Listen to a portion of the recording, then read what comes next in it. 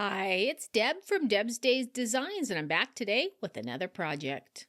Today we're making a roll-up holder to store our colored pencils in. It's a nice way to organize all those pencils. Before I get started, I publish new content frequently, so be sure to subscribe to my YouTube channel. And check out the blog at debsdays.com where you'll find plenty more sewing and crafting projects. Or check out my Etsy shop where you'll find the written version of many of my projects. And since it's a digital pattern, you can download it and get started sewing today. I've added links in the description below this video. Alright, let's get this project started. Along with your regular sewing supplies for this project you'll need a main fabric, a lining fabric, some iron-on interfacing, a double fold bias tape, elastic hair tie, and a button. First, center the interfacing on the wrong sides of the main and lining fabrics. Following the manufacturer's directions, fuse the interfacings to the fabrics and let them cool. Place the main fabric with the right side of the fabric facing up. Place the lining fabric on top with the right side of the fabric facing down. Use fabric clips or pins to hold the stack in place. Measure down 4.5 inches from the top edge of the fabric and mark it. Place the elastic hair tie inside the two layers at the marked point with the majority of the loop facing in and pin or clip it in place. Stitch all layers together using a 1/4 inch seam allowance, leaving the bottom edge open for turning.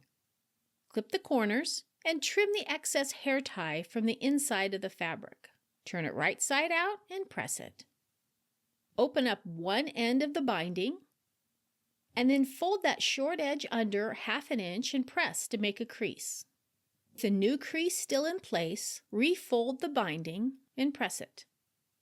Place the corner of the open edge of your piece up against the inside of the pressed crease of the binding. Fold the binding over in place, and then place the rest of the binding all along the edge of the opening using fabric clips to hold it all in place. Then trim the end of the binding so a 1/2 inch hangs over the end.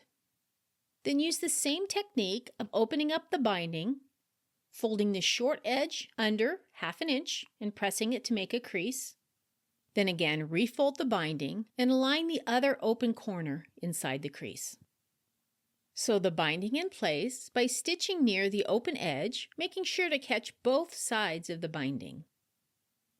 With a lining on the inside, fold the bias tape edge up approximately 3 inches to form a big pocket. Press to make a crease at the bottom of the pocket and use fabric clips to hold the pocket in place.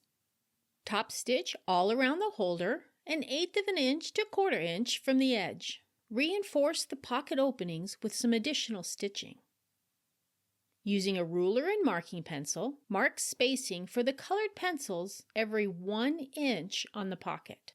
Depending on the accuracy of the markings and your seam allowances, that last space may be larger or smaller than the others. Stitch over the top of each of the marked lines to make individual compartments for the pencils. Consider shortening your stitch length when back tacking at the beginning and end to provide additional security. Place the pencils in the compartments, and then to find the proper placement for the button, pull the elastic loop around the holder and mark the spot. Sew your button on, and just like that, just that fast, you have your own storage organizer for your coloring pencils. If you'd like to see more projects like this one, don't forget to subscribe to my YouTube channel, check out the blog at debsdays.com, or visit my Etsy shop, Deb's Days Designs.